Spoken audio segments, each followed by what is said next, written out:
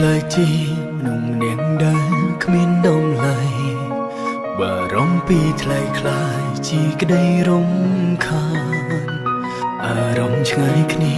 យូរទៅគុំតែបែកគ្នាមិនខានមិនយូរ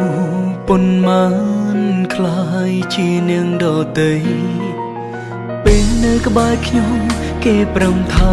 គួរឲ្យធន់គ្រប់យ៉ាងលែងដូចពីថ្ងៃមុនផ្លាំងបដោទាំងអស់ធ្លាប់ប្រាប់ថានាងនេះហើយនាងស្រឡាញ់ដោយស្មោះរូបពាងនោះខ្ញុំលែបងគ្រប់យ៉ាងខ្ញុំជាមនុស្សខូចចិត្តទើបខ្ញុំអង្គុយផឹកស្រាខ្ញុំផឹកស្រាលាយទឹកនៃសែនឈឺចាំក្នុងបេងដូងកំពុងតែឈឺស្ដាស្លាប់គ្មានអ្នកណាស្ដាប់ឈឺបែកទ្រង់ស្លាប់ហើយខ្ញុំជាមនុស្សខូចចិត្តក៏ព្រោះខ្ញុំជាមនុស្សល្ងងស្រឡាញ់គេស្មោះត្រង់បែរងទឹកភ្នែកកុំហៅខ្ញុំស្រឡាញ់គេខ្លាំងពេកភ្លេចថានឹងត្រូវបែកដូចនៅថ្ងៃនេះ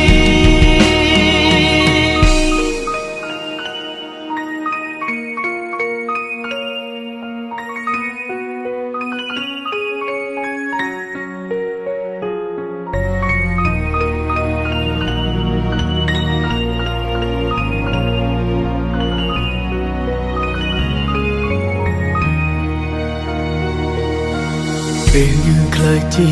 នំនាងដែលគ្មានដំឡៃបារម្ភពីថ្លៃខ្លាយជាក្តីរំខាន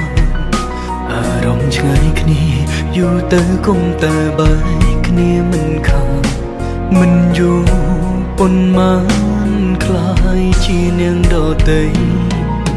ពេលនៅក្បែរខ្ញុំគេប្រំថាគួរឲ្យធន់គ្រប់យ៉ាងលែងដូចពីថ្ងៃមុន